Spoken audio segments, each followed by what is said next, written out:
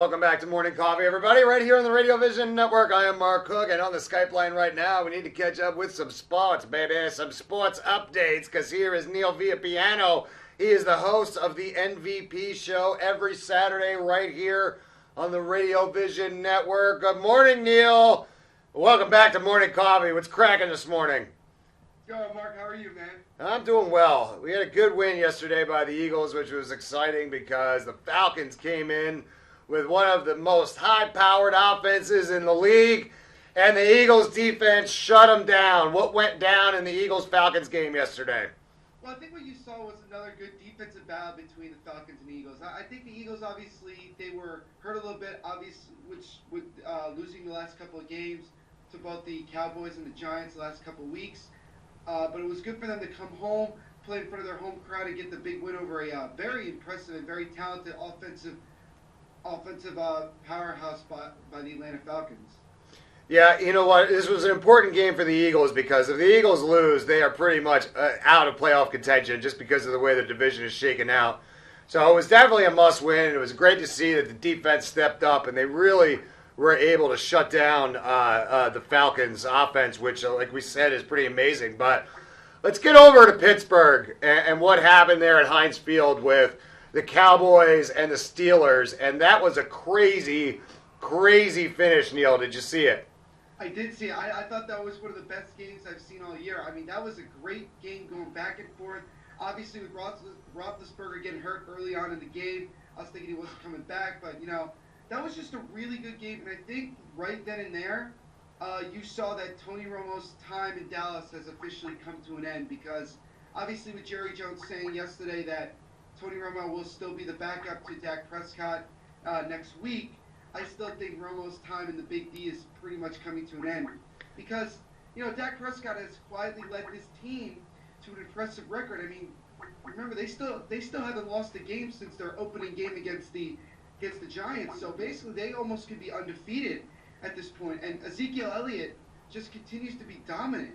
But I just give the Cowboys a lot of credit, late in the game with just a few seconds left, and where you would normally throw the ball to try to get some points, they ran the ball right up the middle because they trust that offensive line so much, and they were able to get the game-winning touchdown. So all in all, it was a great game and a very impressive win by the Dallas Cowboys. Yeah, the last 2 minutes were amazing. The way they went back and forth, that when Pittsburgh went up with about 50 seconds left, I thought that game was over. But I'll tell you really what bothered me and what I've been talking about all night and all morning was that ridiculous penalty, the unnecessary roughness penalty, where the Cowboy guy is just standing on the sideline, and the Steeler just comes over and levels him on the sideline after the play is over. What the hell is going on with some of these really undisciplined penalties, Neil?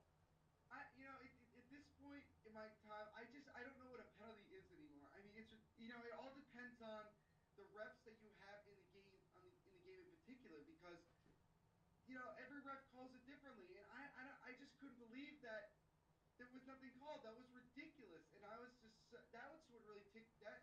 Just like you, that's what really ticked me off during the game. Yeah, it was really, really annoying. Now, we know that the Redskins beat the Vikings, but the Vikings obviously aren't as good as everybody thought they were, so we're just going to skip right over that game, and we're going to talk about the game tonight. We got Giants and the Bengals. What do you think about this game? This game is in Cincinnati, right? No, it's in New York. Okay, so what do you think about Giants Bengals tonight? I think this is a game where the Giants could really open up their offense even more. I think that with the lack of talent and the lack of consistency that Cincinnati has in their secondary, I think that the Giants have a big chance of throwing the ball deep, getting some big plays, and scoring some points. So I expect this to be a Giants victory. I would be shocked if the Giants come out and don't play well. I think this is another good opportunity for the Giants defense to continue to develop. They've obviously in the last couple of games been doing very well. I mean, the teams they've played, for some unknown reason, have gone for it on fourth down more than once in a game, and the Giants have stopped them. But, I feel like this is another good opportunity for the Giants to, make some plays both on offense and defense. If the Giants can stop A.J. Green, the wide receiver for Cincinnati, I don't really see the Bengals offense moving the ball very well. Well, I think it's actually a pretty good test for the Giants because if the Giants look past the Bengals at all, the Bengals are going to come in there and beat them. But if the Giants play their game, they should handle their business at home. I mean, really, you should beat the Bengals at home. But it's Monday night. Anything can happen. Looking forward to it. It was a great weekend in the NFL. It was a lot of fun. It's always fun. Actually, there was one thing that I was pretty excited about. Bryce Petty. If any of you guys have been watching my show, I've been talking about Bryce Petty finally getting the start for the Jets. Well, he finally got his chance yesterday. Not really happy with the result of the game, losing, I think it was 9-6, or I forgot. Yeah, it was brutal. Whatever it was brutal.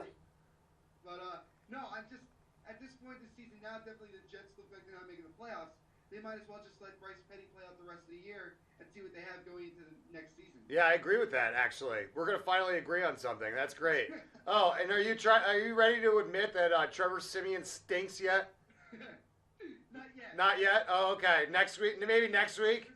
They're still in second place in the division. They can still make the playoffs. So, Yeah. Oh, yeah. And it's because of his great play, right? It's not because of their amazing defense. No, it's because of that crazy victory yesterday. Yeah. Anyway, so listen, I know you're a big hockey guy. It takes a long time for people to get into hockey this early in the season, but there are a couple of interesting stories going on, and I think kind of the most interesting story are those Montreal Canadiens. How are they able to be so good, Neil, and nobody really was talking about them at all?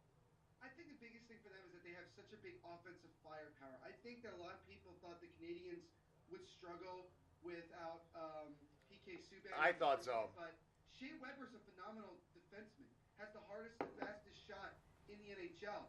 So I don't see why that was a big minus to pick him up. And just the fact that they play a team game. They don't really have any big superstars on their team. They still have Max Pacioretty and Mechanics, and obviously their all-star goaltender, Carey Price. But the fact that they've just been this talented is just not a surprise to me, because last year at this time they were on a big roll, and then they kind of fell off and never recovered. But I think that this is a different team, and I think what's most impressive about this team is the fact that they are 9-0 at home. They have yet to lose a regulation or overtime shootout loss at home. And you know who has the second best record at home this year? It's the New Jersey Devils, actually. So I thought I'd drop that in for you. But no, the Canadiens look really good to start the year. Well, I mean, yeah, of course you were going to drop something in about the Devils, but the Devils really aren't that much better than the Flyers. You know who is, though? And that's the Rangers. I mean, it's the Rangers and the Canadiens right now that look like the best team. And the Rangers have 12 wins.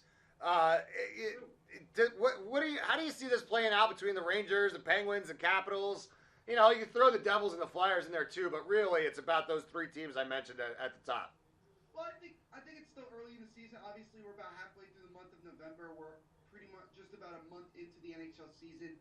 I think it's still early to tell just how everybody's going to be going. I think you got to wait a little longer. Wait until maybe the All-Star break where you start. Nope. We're deciding the Stanley Cup Finals right now, Neil. It's November 13th or whatever it is.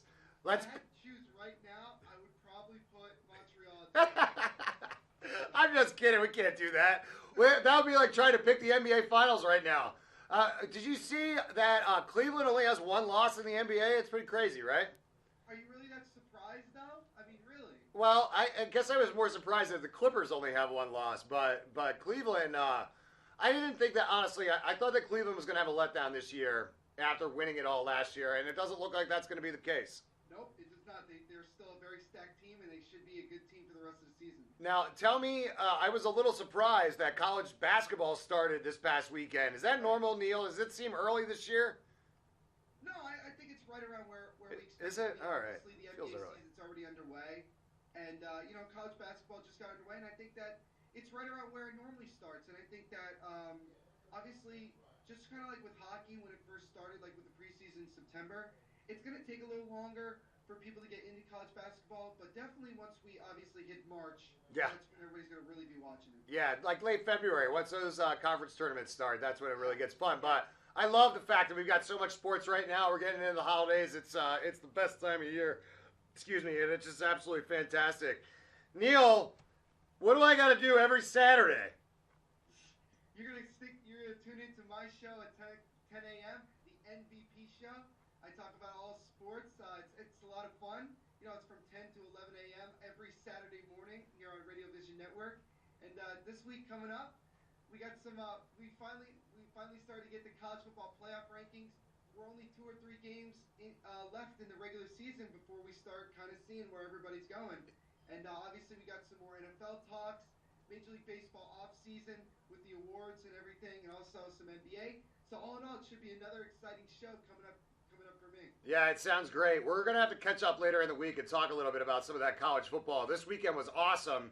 And now, we've got a lot of stuff playing out in really crazy scenarios. So we'll catch up maybe tomorrow or Wednesday, and we'll talk a little bit about that leading into the weekend. Absolutely. So thank you so much for spending a few minutes with me, Neil. Make sure you check him out every Saturday right here on Radio Vision Network. It is the MVP show, and he is Neil Villapiano. Thanks, Neil. No problem, Mark. Have a good day, man. Yeah, you too. Thanks. So I'm going to take another quick break here on Morning Coffee, but you're not going anywhere because I got tons of stuff coming up for you right after this. Stay right there. They're not all created equal. That's why at Performance Spine and Sports Medicine, Our team of doctors will coordinate and customize your care to provide the best treatment options using the area's most advanced medical technology, all with one goal in mind. to get you back in the game, We call life pain-free, drug-free. surgery-free. That's what we do here at Performance Spine and Sports Medicine. Get better faster. Stay better longer. Saving your business money is as easy as 1, 2, 3. Tanker Consulting Services, a payment solutions